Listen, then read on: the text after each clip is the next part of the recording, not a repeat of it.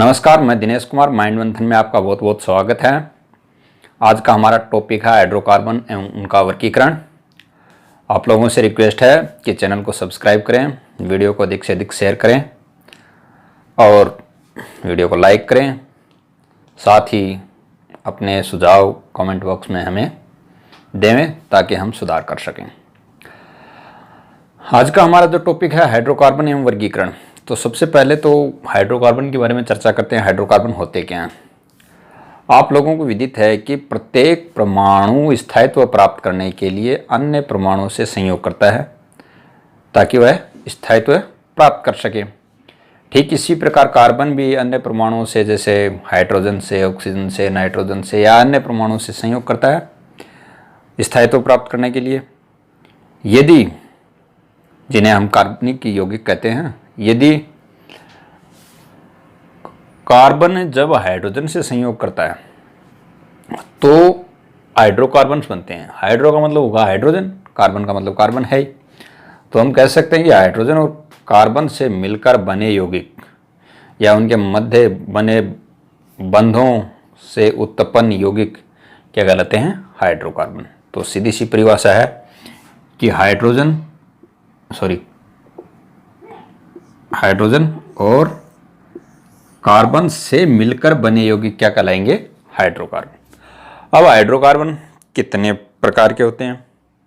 तो मुख्यतः हाइड्रोकार्बन कितने प्रकार के हैं उसको देखने से पहले हम पहले भी पढ़ चुके हैं कि कार्बन में श्रृंखला का गुण पाया जाता है, श्रृंखलन का गुण पाया जाता है। यानी कार्बन दूसरे कार्बन परमाणुओं से जुड़ करके एक लंबी श्रृंखला बना सकते हैं।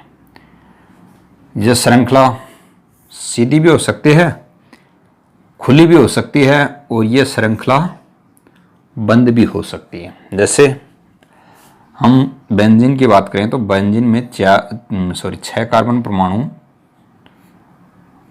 आपस में जोड़कर एक बंद संरचना बनाते हैं या श्रृंखला बनाते हैं। और इस प्रकार से 6 कार्बन परमाणु एक चक्रीय या बंद श्रृंखला बनाते हैं। तो देखो, एक तो ये हो गई खुली श्रृंखला जिनमें दोनों सिरे खुले हैं।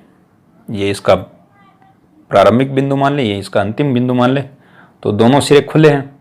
तो इस प्रकार की जो श्रृंखला होगी उसको तो हम कहेंगे खुली श्रृंखला। और जब सभी कार्बन परमाणु एक दूसरे से जुड़े हुए हों और लेकिन श्रृंखला क्या हो? बंद हो, तो ऐसी श्रृंखला को हम कहेंगे बंद श्रृंखला। इसके आधार पर, इस श्रृंखलाओं के आधार पर हम कार्बन परमाणुओं को हाइड्रोकार्बन को 2 भागों में बांट सकते हैं। विवर्त श्रृंखला युक्त यानी खुली श्रृंखला युक्त, जिसको हम विवर्त कहेंगे। विवर्त का मतलब होता है जिसकी संरचना वर्त के अनुरूप न हो। वर्त में हम जानते हैं कि बंद आकृति होती है। विवर्त का मतलब है कि इसका उल्टा, यानी जिसकी खुली श्रृंखला हो, तो वो तो हो जाएगी विवर्त। एक होगी संवर्त या बंद श्रृंखला युक्त, यानी वे यौगिक जिनकी श्रृंखला क्या हो? बंद हो, तो ऐसे हाइड्रोकार्बन क्या कहलाएंगे? संवर्त। तो हम देखते हैं कि हाइड्रोकार्बन को हम 2 मुख्य भागों में बांटते हैं। एक हो गई विवर्त और एक हो गई संवर्त। तो इसका क्लासिफिकेशन यदि हम करते हैं तो क्या करेंगे? 2 श्रृंखलाओं में विभक्त कर देते हैं। एक तो विवर्त श्रृंखला युक्त हाइड्रोकार्बन, HC का मतलब हाइड्रोकार्बन। यहाँ एक संवर्त श्रृंखला युक्त हाइड्रोकार्बन। अब आगे देखते हैं। 2 तो इसके हो गए मुख्य पार्ट। अब इनको भी हम 2 भागों में बांटते हैं। कितने भागों में बांटते हैं? कैसे बांटते हैं? देखो, हमने देखा था कि कार्बन कार्बन के मध्य एकल भी पाए जाते हैं और कार्बन कार्बन के मध्य द्विबंध भी पाए जाते हैं, कार्बन कार्बन के मध्य त्रिबंध भी पाए जाते हैं। तो इस आधार पर हम इनको 2 भागों में विभक्त कर सकते हैं। एक तो होंगे संतृप्त हाइड्रोकार्बन, जिन्हें हाइड्रोकार्बन में कार्बन कार्बन के मध्य एकल बंध पाया जाएगा, उनको तो कहेंगे संतृप्त। संतृप्त हाइड्रोकार्बन, और जिनके मध्य डबल बॉन्ड या ट्रिपल बॉन्ड पाया जाएगा उनको कहेंगे असंतृप्त हाइड्रोकार्बन। अब देखो इसमें तो सिंगल बॉन्ड था तो एक प्रकार के ही होंगे, इसमें देखो दो प्रकार के बॉन्ड आ रहे हैं, एक में डबल आ रहा है एक में ट्रिपल आ रहा है। पुनः इस संतृप्त हाइड्रोकार्बन को कितने भागों में बांटेंगे हम? दो भागों में। एक आ जाएंगे एल्कीन और दूसरे आ जाएंगे एल्काइन। इनमें डबल बॉन्ड होगा कार्बन के मध्य और इनमें ट्रिपल बॉन्ड होगा।